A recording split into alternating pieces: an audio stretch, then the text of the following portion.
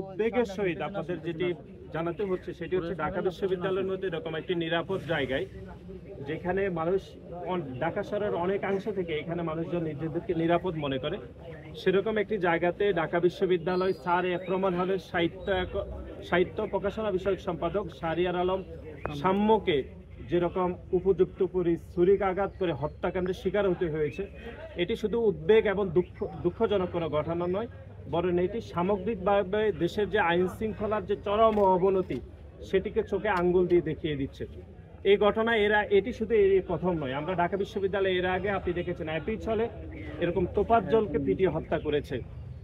এর আগে আপনি দেখেছেন যে আমাদের বেসরকারি বিশ্ববিদ্যালয়ের একজন একনিষ্ঠ কর্মী পারভেজকে ঠিক একই কায়দায় ছুরিকাঘাত করে হত্যা করা হয়েছে। সুতরাং আপনি দেখবেন যে ছাত্রদলের যে পারভেজ যে হত্যাকাণ্ড এবং ঢাকা বিশ্ববিদ্যালয়ের আজকের যে হত্যাকাণ্ড শাহরিয়ার আলম সাম্য, দুইটি হত্যাকাণ্ড কিন্তু মোটিভ খুবই একই, যে ছুরিকাঘাত করে তাদেরকে হত্যা করা হয়েছে। সুতরাং এটি পরিকল্পিত হত্যাকাণ্ড কিনা এটি আমরা আইন শৃঙ্খলা বাহিনীর কাছে আমরা জোর দাবি জানাচ্ছি যে এটি পরিকল্পিত হত্যাকাণ্ড কিনা সেটি খতিয়ে দেখার জন্য। এবং বাংলাদেশ জাতীয়তাবাদী ছাত্রদল যে একটি গণতান্ত্রিক আন্দোলনের মধ্যে রয়েছে, সেটি গত 15.5 বছর থেকে শুরু করে এখনো এই গণ অভ্যুত্থান পরবর্তী সময়ে সে আন্দোলনকে বাধাগ্রস্ত করতে কোনো শ্রেণী হয়তো বাংলাদেশ জাতীয়তাবাদী ছাত্রদলকে টার্গেট করতে পারে, সেই টার্গেটের অংশ হিসাবে এরকম হত্যাকাণ্ড হচ্ছে।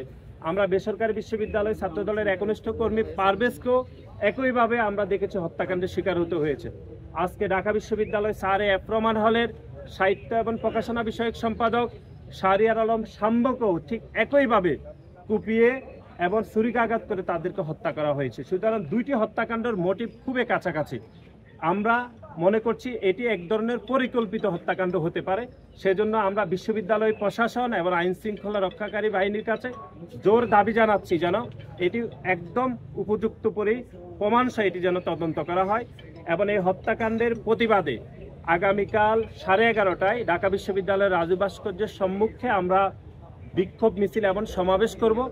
এবং এই যে ঢাকা বিশ্ববিদ্যালয়ের পবিত্র মাটিতে এই হত্যাকাণ্ড যে হয়েছে তার দায়ভার ঢাকা বিশ্ববিদ্যালয়ের আইন শৃঙ্খলা যিনি দেখেন যে মাননীয় প্রক্টর, তাকে বহন করতে হবে। এবং সেজন্য মাননীয় প্রক্টরের পদত্যাগ এবং বিশ্ববিদ্যালয়ের সর্বোচ্চ অভিভাবক হিসাবে ঢাকা বিশ্ববিদ্যালয়ের মাননীয় প্রক্টর কোনোভাবে এই দায়িত্ব এড়িয়ে যেতে পারেন না।